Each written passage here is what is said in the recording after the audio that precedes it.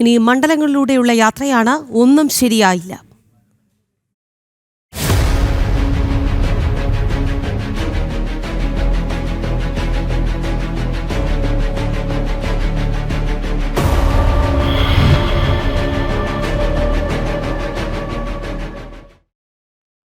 പത്ത് വർഷത്തെ ഇടതുഭരണം അവസാനിക്കുമ്പോഴും തിരുവനന്തപുരം കഴക്കൂട്ടം നിയോജക മണ്ഡലത്തിൽ വികസനം എത്താത്ത ഇടങ്ങൾ ഒരുപാടുണ്ട്.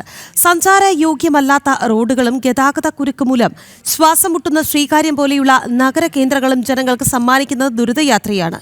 ശ്രീകാര്യത്ത് 11 മാസം കൊണ്ട് മേൽപ്പാലം പണിയുമെന്ന പ്രഖ്യാപനവും 17 മാസങ്ങൾ പിന്നിട്ടിട്ടും യാഥാർത്ഥ്യമായിട്ടില്ല. നിയമസഭാ തിരഞ്ഞെടുപ്പ് പ്രചരണം അവസാന ലാപ്പിലേക്ക് എത്തുമ്പോൾ ബഹുദൂരം മുന്നിലാണ് ഭാരതീയ ജനതാ പാർട്ടി. ജനങ്ങളുമായി ഇടപെട്ടും വികസന വിഷയങ്ങൾ ചർച്ച ചെയ്തും കഴക്കൂട്ടം മണ്ഡലത്തിൽ സജീവമാണ് സ്ഥാനാർത്ഥി വി മുരളീധരൻ. തുടർച്ചയായ 10 വർഷത്തെ ഇടതുപക്ഷ ഭരണത്തിൽ വികസനങ്ങൾ നടപ്പായെന്ന ഇടതുപക്ഷ സ്ഥാനാർത്ഥിയായ കടകംപള്ളി സുരേന്ദ്രൻ അവകാശവാദം ഉന്നയിക്കുമ്പോൾ നഗരപ്രദേശങ്ങളിലും ഗ്രാമപ്രദേശങ്ങൾ ഉൾപ്പെടുന്ന ഇടങ്ങളിലും വികസനം നടപ്പാക്കുന്നതിൽ ഇടതുപക്ഷ മുന്നണിക്ക് വീഴ്ചയുണ്ടായെന്നാണ് വിലയിരുത്തൽ. അടിസ്ഥാന സൗകര്യങ്ങൾ നടപ്പാക്കുന്നതിലും പരാജയപ്പെട്ടു.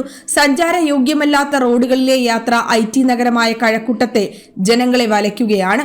രൂക്ഷമായ ഗതാഗത കുരുക്കുമൂലം ശ്വാസം മുട്ട് അനുഭവിക്കുന്ന ശ്രീകാര്യത്ത് 11 മാസം കൊണ്ട് മേൽപ്പാലം പണിയുമെന്ന പ്രഖ്യാപനം കഴിഞ്ഞ് 17 മാസങ്ങൾ പിന്നിട്ടിട്ടും പാലം യാഥാർത്ഥ്യമായില്ല.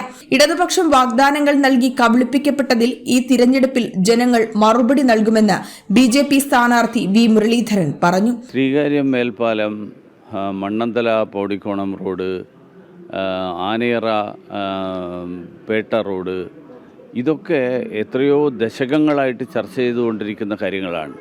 അത് തെരഞ്ഞെടുപ്പിന് തൊട്ട് മുൻപ് പണി ആരംഭിച്ച് തെരഞ്ഞെടുപ്പിന് മുമ്പ് അത് പൂർത്തിയാക്കും എന്ന് പറയുന്നത് തന്നെ ജനങ്ങളെ തെറ്റിദ്ധരിപ്പിക്കാൻ വേണ്ടിയിട്ടുള്ള ശ്രമമാണ്.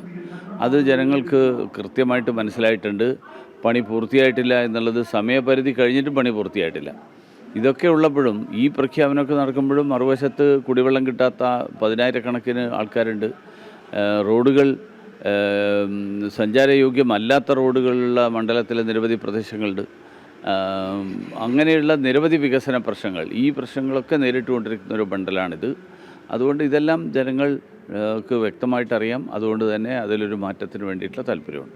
മേൽപ്പാല നിർമ്മാണം മൂലം മാസങ്ങളായി ദുരിതം അനുഭവിക്കുന്നത് ഇവിടത്തെ വ്യാപാരികളും നാട്ടുകാരുമാണ്. ശ്രീകാര്യം മാത്രമല്ല, ചെറുകിട കൃഷി ചെയ്ത് ഉപജീവനം നടത്തുന്ന സാധാരണക്കാരുടെ ജീവിതവും ദുസ്സഹമാണ്. കാട്ടുപന്നിയുടെ ശല്യം രൂക്ഷമായതോടെ കൃഷി ചെയ്യാൻ സാധിക്കാത്ത സാഹചര്യമാണ് ഇവിടെയുള്ളത്.